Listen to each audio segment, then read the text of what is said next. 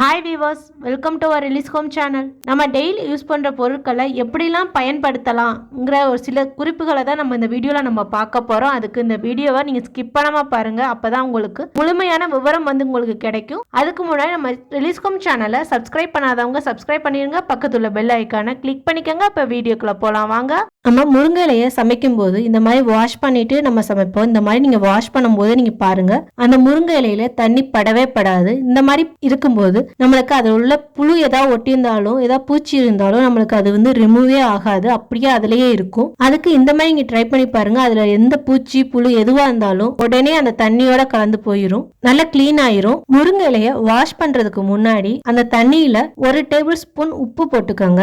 உப்போட கொஞ்சமா மஞ்சத்தூள் சேர்த்துக்கோங்க. தண்ணியோட நல்லா மிக்ஸ் பண்ணிக்கோங்க. இந்த மாதிரி தண்ணியோட நல்லா மிக்ஸ் பண்ணதுக்கு அப்புறம் இந்த முருங்கை இலையை அதில் போட்டுட்டு நல்லா ஒரு வாட்டை நல்லா கிளறி விட்டுருக்கோங்க. கிளறி விட்டு ஒரு 5 நிமிஷம் அப்படியே அதுலயே விட்டுருங்க.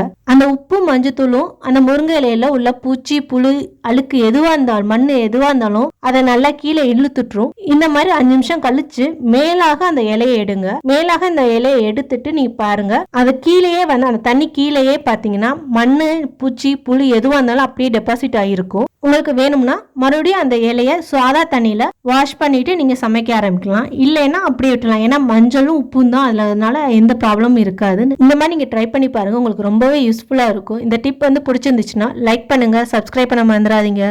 லப்பர் பேண்ட் இந்த மாதிரி பழசாயிடுச்சுன்னா இந்த மாதிரி ஒட்டிக்கும், ஒன்னோட ஒன்று ஒட்டிக்கிட்டு நம்மளால எடுக்கிறதுக்கு ரொம்ப கஷ்டமா இருக்கும். நம்ம அதை எடுக்க போனாலும் நம்ம கையிலேயே அதை ஒட்டிக்கிட்டு நம்ம கையில பிசு பிசுன்னு ஆயிரும். அதுக்கு இந்த மாதிரி நீங்க ட்ரை பண்ணி பாருங்க, அது இன்னுமே ஒட்டவே ஒட்டாது, சூப்பரா எப்போதும் போலவே இருக்கும்.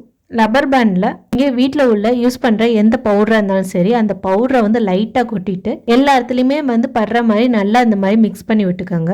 இந்த மாதிரி மிக்ஸ் பண்ணிவிட்டு அதுக்கப்புறம் நல்லா தட்டிட்டு வைங்க. லப்பர் பேண்ட் எவ்வளோ பழசானாலும் அது ஒன்னோட ஒன்று ஒட்டவே ஒட்டாது, அப்படியே ஃப்ரெஷ்ஷாகவே இருக்கும். இந்த மாதிரி ட்ரை பண்ணி பாருங்கள், உங்களுக்கு ரொம்பவே யூஸ்ஃபுல்லாக இருக்கும். இந்த டிப் பிடிச்சிருந்துச்சுன்னா லைக் பண்ணுங்கள், சப்ஸ்கிரைப் பண்ண மறந்துடாதீங்க. நம்ம குக்கரை யூஸ் பண்ணதுக்கப்புறம் குக்கரை கழுவோம். ஆனால் குக்கர் விசிலை அவ்வளோவா நம்ம யாரும் க்ளீன் பண்ண மாட்டோம். மேலாக லைட்டாக கழுவிட்டு அப்படியே விட்டுருவோம். ஆனால் அது நீங்கள் பார்த்தீங்கன்னா இந்த மாதிரி உள்ளுக்குள்ளே நிறைய அழுக்கு டெபாசிட் ஆகி இருக்கும். அதை அப்படியே விட்டுட்டோம்னா அது ஃபங்கஸ் ஆகிறது கூட நிறைய சான்சஸ் இருக்குது. அதுக்கு நீங்கள் வீக்லி ஒன்ஸ் ஆகுது இந்த மாதிரி நீங்கள் க்ளீன் பண்ணிடுங்க. இதை எப்படி ஈஸியாக நீங்கள் க்ளீன் பண்ணுங்கிறத பார்க்கலாம். கொஞ்சம் சுடுதண்ணி எடுத்துக்கோங்க. கொஞ்சம் சுடுதண்ணியில் இந்த விசிலை இந்த மாதிரி கலட்டிக்கலாம். ஈஸியாகவே கலட்ட வரும் நம்மளுக்கு. இந்த மாதிரி நல்லா கலட்டிட்டு தனித்தனியாக இதை ஒரு 10 மினிட்ஸ் சுடுதண்ணியில் நல்லா ஊற வைங்க. ஊற வச்சதுக்கப்புறம் இதில் வேறு எதுவும் ஆட் பண்ண வேணாம், வெறும் சுடுதண்ணி மட்டும் போதும். சில பேர் இதில் பேக்கிங் சோடா அந்த மாதிரிலாம் யூஸ் பண்ணுவீங்க. அந்த மாதிரி எதுவும் இதில் யூஸ் பண்ண வேணாம், வெறும் சுடுதண்ணி மட்டுமே நம்மளுக்கு போதும். நல்லா சூப்பராக க்ளீன் ஆயிரும். ஒரு 10 நிமிஷம் ஆனதுக்கப்புறம் நீங்கள் இன்னொரு கிண்ணியில் நீங்கள் எந்த டிடர்ஜென்ட் எது யூஸ் பண்ணுறீங்களோ, லிக்யூடோ இல்லை சோப்பு எதுவாக இருந்தாலும் நீங்கள் எடுத்து அதோட தண்ணியை கொஞ்சம் மிக்ஸ் பண்ணிக்கோங்க. மிக்ஸ் பண்ணிவிட்டு இந்த மாதிரி ஒரு ப்ரஷ் எடுத்துக்கோங்க. இப்போ கிளீனிங்க்கு யூஸ் பண்ணுற ப்ரஷ் எடுத்துக்கோங்க. அந்த கிளீனிங் ப்ரஷ்ஷை எடுத்து நல்லா க்ளீன் பண்ணிக்கோங்க. இந்த மாதிரி நம்ம லைட்டாக தேய்ச்சாவே போயிடும், அழுக்கு சுத்தமாக இருக்கவே இருக்காது. இங்கே பாருங்கள், நான் தேய்க்கிறேன், சுத்தமாக அழுக்கே இல்லை, நல்லா போயிடுச்சு. இப்போ மறுபடியும் இந்த தண்ணியிலேயே கழுவிக்கலாம் லைட்டாக. அதுக்கப்புறம் நீங்கள் வேணும்னா இன்னொரு வாட்டர் நார்மல் வாட்டரில் நீங்கள் வாஷ் பண்ணிக்கோங்க. பாருங்கள் எவ்வளோ நீட்டாக சூப்பராக போயிடுச்சுன்னு. இந்த மாதிரி நீங்கள் ட்ரை பண்ணி பாருங்கள், உங்களுக்கு ரொம்பவே யூஸ்ஃபுல்லாக இருக்கும். இதை கண்டிப்பாக நீங்கள் வீக்லி ஒன்ஸ் இந்த மாதிரி நீங்கள் க்ளீன் பண்ணுங்கள். உங்களுக்கு சுத்தமாக அதில் அழுக்கு எதுவும் டெபாசிட் ஆயிருக்கவே ஆயிருக்காது. இந்த டிப் உங்களுக்கு பிடிச்சிருந்துச்சுன்னா லைக் பண்ணுங்கள், சப்ஸ்கிரைப் பண்ண மறந்துடாதீங்க. நம்ம வீட்டில் உள்ள பூஜாரியில் நம்ம யூஸ் பண்ணுற சந்தனோட கலர் எப்போதுமே கொஞ்சம் டல்லாக தான் இருக்கும். கோயிலில் கொடுக்குற சந்தன கலரோட இது ரொம்ப கம்மியாக தான் இருக்கும். கோயிலில் கொடுக்குற சந்தன கலருக்கு அந்த ஈக்குவலாக நம்ம வீட்லேயும் நம்ம பூஜாரியில் எப்படி செய்யலாங்கிறதான் இப்போ பார்க்க போகிறோம். அது வேற ஒன்றும் இல்லை. நம்ம இந்த மாதிரி சந்தனம் கற்றுக்கிட்டு அதில் கொஞ்சமாக பச்சை பாலை கலந்துக்கோங்க. இந்த மாதிரி கொஞ்சமாக பச்சை பாலை கலந்துட்டு அப்புறமாட்டி நீங்க பன்னீரோ இல்ல தண்ணியோ மிக்ஸ் பண்ணிட்டு கலந்து பாருங்க.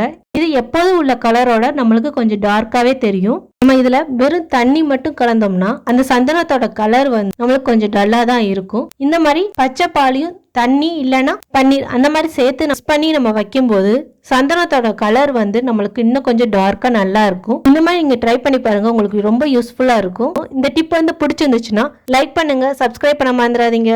நம்ம அவசரமாக சமைக்கும்போது நிறைய பேருக்கு இந்த தேங்காவை திருகி சமைக்கும்போது ரொம்ப கஷ்டமாகவே ஃபீல் பண்ணுவாங்க. அதில் சில பேருக்கு வந்து தேங்காய் திருகுறதே பிடிக்காது. அதுக்கு இந்த மாதிரி நீங்கள் ட்ரை பண்ணி பாருங்கள். தேங்காவை ஈஸியாக நீங்கள் திருகிடலாம். அதை இந்த மாதிரி நீங்கள் ஸ்டோர் பண்ணி வச்சுக்கிட்டிங்கன்னா நீங்கள் ஒரு வாரத்துக்கு மேலே நீங்கள் கெடாமல் ஃப்ரெஷ்ஷாகவே நீங்கள் வச்சுக்கலாம். அது வேற ஒன்றும் இல்லை. இந்த தேங்காவை இந்த மாதிரி ரெண்டாக உடச்சிக்கோங்க. இந்த மாதிரி நீங்கள் ரெண்டாக உடச்சிட்டிங்க உங்கள் ஃப்ரீசரில் வந்து வச்சுருங்க. ஃப்ரீசரில் வந்து உங்களுக்கு நைட்டு வேணும்னா நீங்கள் காலையிலேயே வச்சுருங்க. இல்லை காலைலனா மொதல் நாள் நைட்டே நீங்கள் ஃப்ரிட்ஜில் வச்சுருங்க. இதை வந்து ஒரு மினிமம் 3 to 4 hours நீங்கள் ஃப்ரீசரில் வச்சே ஆகணும். இந்த மாதிரி ஃப்ரீசரில் வச்சு எடுத்ததுக்கப்புறம் ஒரு 15 to 20 minutes ஆகுது வெளியிலே வச்சுருங்க. ஏன்னா அந்த கூலிங்கோட நீங்கள் எதுவும் பண்ணக்கூடாது. ரொம்ப கஷ்டமாக இருக்கும். அப்போதைக்கு ஒரு 20 minutesக்கு அப்புறமாட்டி நீங்கள் பண்ணுங்கள். இந்த மாதிரி ஒரு பிளேடு வந்து நம்மளுக்கு ஈஸியாகவே கிடைக்கும். நம்ம பக்கத்தில் டிபார்ட்மெண்ட் ஸ்டோரில் ஈஸியாக கிடைக்கும். இதோட விலை வந்து வெறும் 35 45 ரூபாய்க்குள்ளே தான் இருக்கும். இது நம்ம ஆன்லைனில் போட்டோம்னா 150 ரூபான்னு சொல்லுவாங்க. அதுக்கு நம்ம கடையில் இங்கேயே லோக்கல்லே வாங்கிட்டோம்னா இது ரொம்ப சீப்பானது தான். இந்த மாதிரி இதை வந்து நீங்கள் எடுத்துக்கலாம். இதை இல்லைன்னா வந்து நீங்கள் நார்மலாக கத்தியிலே கூட இதை ஈஸியாக நீங்கள் எடுத்துடலாம். இந்த மாதிரி நீங்கள் சைடில் அப்படி கொஞ்சம் கொஞ்சமாக கீறி நீங்கள் எடுத்துக்கோங்க. இங்கே பாருங்கள் எவ்வளோ ஈஸியாக வருதுன்னு பாருங்கள். இங்கே பாருங்கள் நம்மளுக்கு சூப்பராக நம்ம எல்லாத்தையுமே கீறி ஈஸியாகவே எடுத்துட்டோம். இந்த மாதிரி கீறி எடுத்ததுக்கப்புறம் மிக்சியில் வந்து இதை போட்டு நல்லா அரைச்சிக்கோங்க. தண்ணி ஊற்றக்கூடாது. தண்ணி ஊற்றினோம்னா நம்மளுக்கு சட்னி கன்சிஸ்டன்சியில் ஆயிரும். அதனால் தண்ணி ஊற்றாமல் அரைச்சிருங்க. இங்கே பாருங்கள் திருகுனது போல் ஆயிரும் நம்மளுக்கு நல்லா. இந்த மாதிரி நீங்கள் அரைச்சதுக்கப்புறம் ஒரு ஏர் கண்டெய்னர் பாக்ஸ் எடுத்துக்கோங்க. ஏர் கண்டெய்னர் பாக்ஸில் இதை வந்து ஸ்டோர் பண்ணி ஃப்ரீசரில் வச்சுட்டிங்கன்னா ஒரு வாரத்துக்கு இந்த இது வந்து கெடவே கெடாது. நீங்கள் இதை வந்து கைப்படாமல் யூஸ் பண்ணிங்கன்னா இன்னும் ஒரு 4 நாளைக்கு எக்ஸ்ட்ரா வந்து இது நல்லா ஃப்ரெஷ்ஷாகவே இருக்கும். மோஸ்ட்லி வந்து நீங்கள் ஸ்பூனில் யூஸ் பண்ணிக்கோங்க. கை வச்சு நீங்கள் அதை யூஸ் பண்ணவே பண்ணாதீங்க. இந்த மாதிரி நீங்கள் ட்ரை பண்ணி பாருங்கள். உங்கள் சமையல் வந்து டக்குன்னு முடிஞ்சிடும். உங்களுக்கு ரொம்ப யூஸ்ஃபுல்லாகவும் இருக்கும் இது. இந்த டிப் வந்து பிடிச்சிருந்துச்சுன்னா லைக் பண்ணுங்கள், சப்ஸ்கிரைப் பண்ண மறந்துடாதீங்க. நம்ம வந்து சமையலை முடிச்சிட்டோம்னாவே நம்ம எல்லாருக்குமே வந்து கொஞ்சம் நல்லா ரிலீஃபாக இருக்கும். அது வந்து எப்படி சீக்கிரமாக பண்ணுறாங்கிறத இப்போ பார்க்குறோம். இந்த மாதிரி நீங்கள் ட்ரை பண்ணிங்கன்னா உங்களுக்கு சமையலும் வந்து சீக்கிரமாக முடிஞ்சிடும். எல்லாருமே உங்களுக்கு சாப்பாடு டேஸ்ட்டாக இருக்குன்னு பாராட்டுவாங்க. நம்ம ஸ்பெஷலாக ஏதாவது கிரேவி செய்யணும்னா அந்த கிரேவிக்கு வந்து நம்ம அப்போதைக்கு வந்து வெங்காயம் பூண்டு எல்லாத்தையும் உரித்து வச்சுக்கிருப்போம். அதுக்கு இந்த மாதிரி நீங்கள் ட்ரை பண்ணி பாருங்கள். சாப்பாடு நல்லா டேஸ்ட்டாக இருக்கும். அது வேற ஒன்றும் இல்லை. இப்போ வந்து ஒரு கிரேவிக்கு காஞ்ச மிளகாவும் பூண்டும் போடுற மாதிரி இருந்துச்சுன்னா அந்த பூண்டையும் காஞ்ச மிளகாவையும் நல்லா மிக்சியில் போட்டு அரைச்சிக்கோங்க. இங்கே பாருங்கள் நான் அதில் ஒரு 10 பல் பூண்டு போட்டிருக்கேன், ஒரு 10 காஞ்ச மிளகா போட்டிருக்கேன். இது ரெண்டையும் நல்லா மிக்சியில் போட்டு அரைச்சிக்கோங்க. நல்லா அரைச்சதுக்கப்புறம் நீங்கள் இந்த கிரேவியில் சேர்த்திங்கன்னா இது வந்து கிரேவி வந்து நல்ல டேஸ்ட் கொடுக்கும். இதை நீங்கள் ஃப்ரிட்ஜில் நல்ல டைட்டான கண்டெய்னர் பாக்ஸில் வச்சு கூட யூஸ் பண்ணிக்கலாம். இது கெடவே கெடாது. நீங்கள் வந்து ஸ்பூனில் எடுத்திங்கன்னா இன்னும் கொஞ்ச நாள் அதிகமாகவே நீங்கள் இதை யூஸ் பண்ணலாம். நீங்கள் பூண்டு வெங்காயத்தை அந்த டயத்தில் உரிக்காமல் முன்னாடியே உரித்து நீங்கள் ஃப்ரிட்ஜில் ஸ்டோர் பண்ணி வச்சுக்கிட்டிங்கன்னா உங்களுக்கு வேலை வந்து சீக்கிரமாகவே முடிஞ்சிடும். எந்த டென்ஷனும் இல்லாமல் நம்ம மெதுவாக செஞ்சோம்னா சாப்பாடும் நல்ல டேஸ்ட்டாக வரும். இதை நீங்கள் ட்ரை பண்ணி பாருங்கள். உங்களுக்கு ரொம்பவே பிடிக்கும். இந்த டிப் வந்து உங்களுக்கு பிடிச்சிருந்துச்சுன்னா லைக் பண்ணுங்கள், சப்ஸ்கிரைப் பண்ண மறந்துடாதீங்க. இந்த டிப்ஸ்லாம் உங்களுக்கு பிடிக்கும்னு நினைக்கிறேன். பிடிச்சிருந்துச்சுன்னா நம்ம ரிலீஸ் ஹோம் சேனலை சப்ஸ்கிரைப் பண்ணிடுங்க. உங்கள் ஃப்ரெண்ட்ஸுக்கும் வந்து ஷேர் பண்ணுங்கள். பக்கத்தில் உள்ள பெல் ஐக்கானை கிளிக் பண்ண மறந்துடாதீங்க. தேங்க்யூ ஃபார் வாட்சிங்.